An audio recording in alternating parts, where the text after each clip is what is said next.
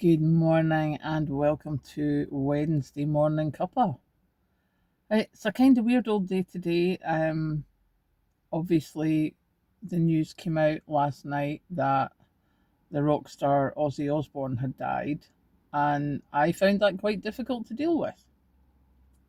Um, it's not that he had anything to do with my life really, apart from making some of the background noise, but there was a lot of background noise.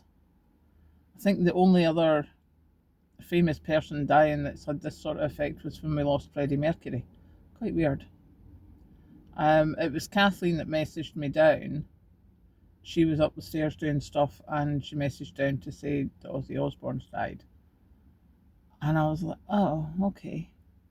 So, of course, the first thing I did was went and played the video of Ozzy and Kelly singing Changes, which has always been one of my favourite Ozzy Osbourne songs. I think because it was so different from the normal.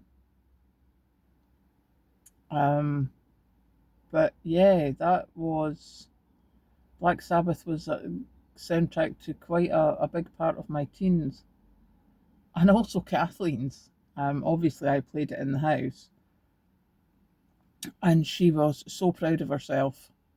When she was at the tail end of her school years, one of her teachers had actually been one of my teachers, and of course, they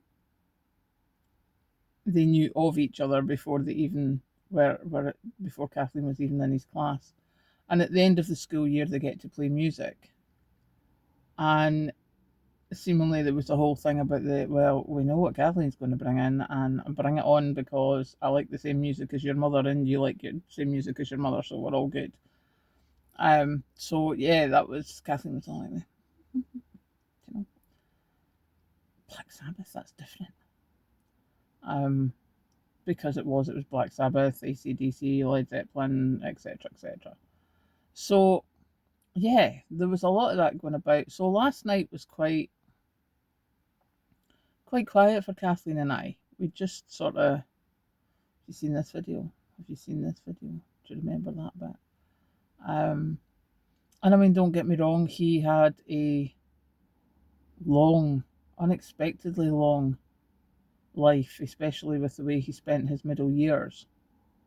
Because he was the archetypal rock and roll person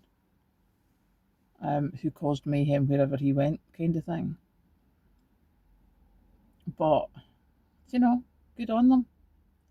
Between him and Sharon, they've managed to give themselves a good life, etc., etc.